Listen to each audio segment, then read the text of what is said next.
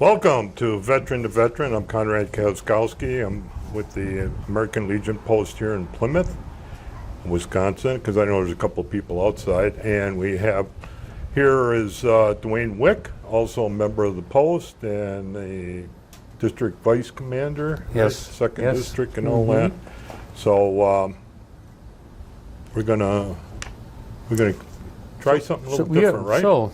Sure. So what veteran-related topic are we going to discuss today? Okay, let me get into one thing I should have started off with. I'm going to be kind of reading off the script because a lot of this information was taken directly from the Veterans Administration website, which I'm going to encourage all of you to go to as we discuss this topic.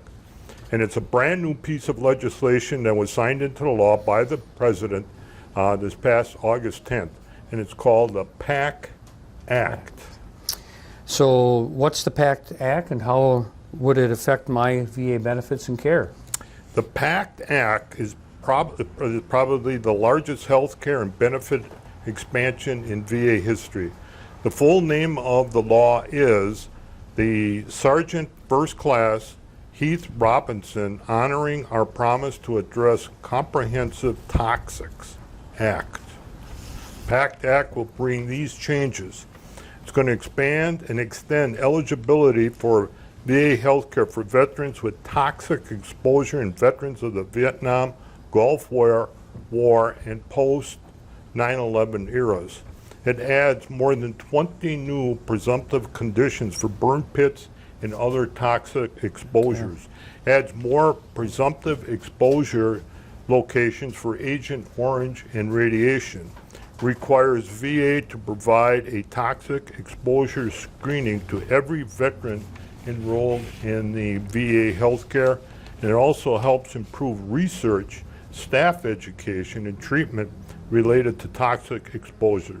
So if you're a veteran or a survivor, file your claims now and apply for PACT Act related benefits.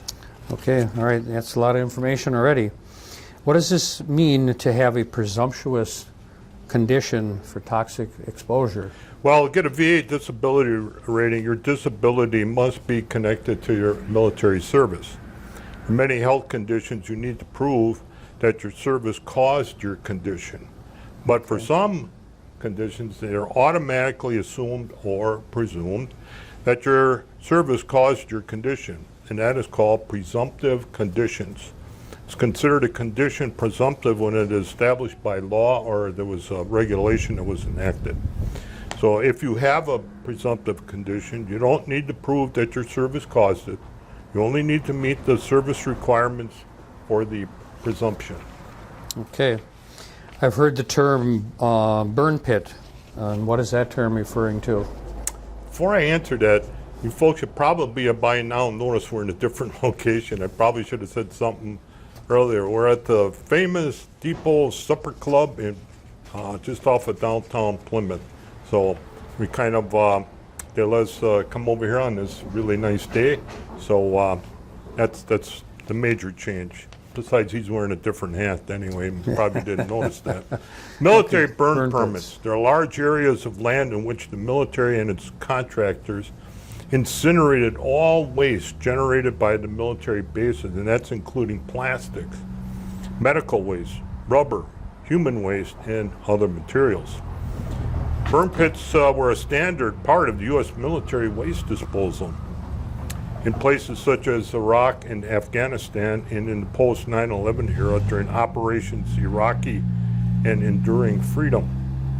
While the practice was effective in reducing large quantities of waste, burn pits emitted plumes of toxic smoke that was problematic since the smoke would spread away from the burn pits into nearby communities, military camps, and particularly in the Middle East where the desert and wind would carry its smoke for miles. Okay.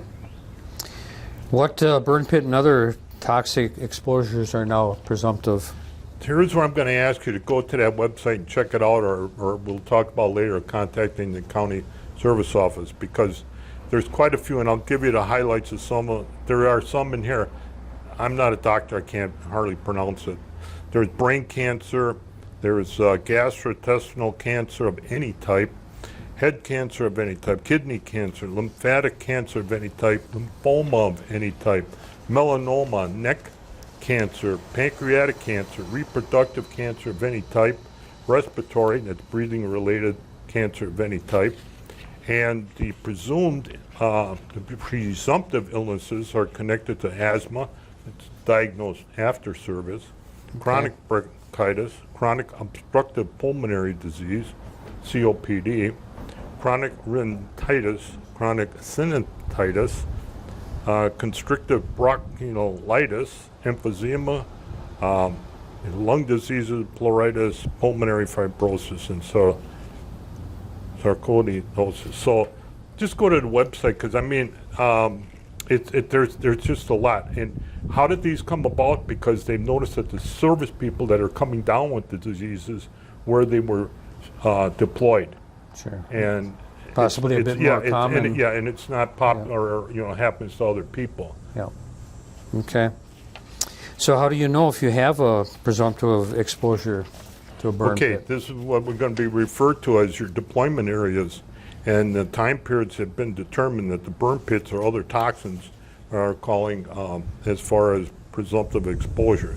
Now, on and after September 11, 2001, in any of these locations, Afghanistan, Djibouti, Egypt, Jordan, Lebanon, Syria, Uzbekistan, Yemen, and the airspace above, and on and after August 2nd, 1990, in any of these locations, Bahrain, Iraq, Kuwait, Oman, Qatar, Saudi Arabia, Somalia, United Arab Emirates, in the airspace above all these locations. A lot of places being deployed.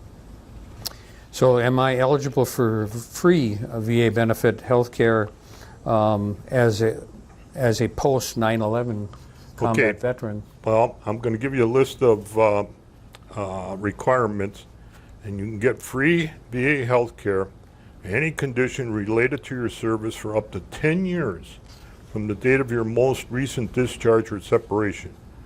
You can also enroll at any time during this period and get any care you need, but you might have to have a copay for some of the care. Now, at least one of these must be true of your active duty service. You served in a theater of combat operations during a period of war after the Gulf War, or you served in combat against a hostile force during a period of hostilities after November 11th, 1998. And this has to be true. You were discharged or released on or after October 1st, 2013. So you're encouraged to enroll so you can get provided any care you may need now and in the future, and enrollment is free. Okay, so you said October 1st, 2013. What if I was discharged or released before that? If you meet the requirements, again, I'm going to list them, you can receive care and enroll. And there's a special enrollment period, very important. If you don't fall into this, that period is October 1st, 2022, which is coming up, and October 1st, 2023. Okay. At least one of these has to be true of your active duty service. You served in a theater of combat operations during a period of war after the Persian Gulf War, or you served in combat against a hostile force during a period of hostilities after November 11, 1998.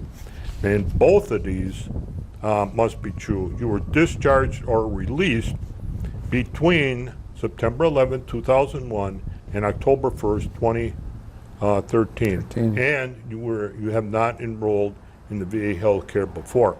So you're really encouraged to apply during that 1 year period so that your care can be provided through the VA. Okay, and now I understand that there's been an added presumptive for the Agent Orange conditions. Agent Orange was a defoliant used in Vietnam to help clear out all the heavy foliage in the jungles of Vietnam. So based on the PACT Act, I know we're Packard fans, always get that, careful how we say that, has added 2 new Agent Orange presumptive conditions.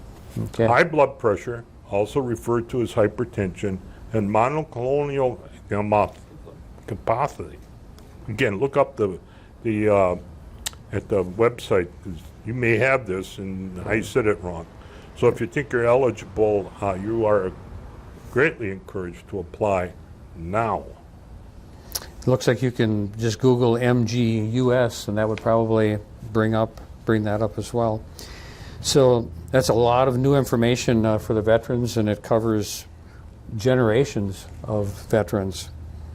Oh, Dwayne, you're correct. And like I say, this legislation is so new.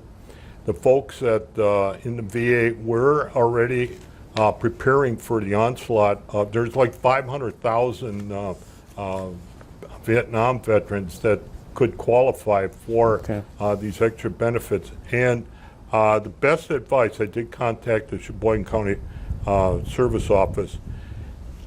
If you have a question, or if you think you heard something here, or you did go to the website and you found something that looks like it affects you, call, set up an appointment, and the number is 920-459-3053. Okay. So again, we encourage you to check those websites, check in with the Veteran County Service Office, and Dwayne and I want you to stay safe and above all, stay healthy.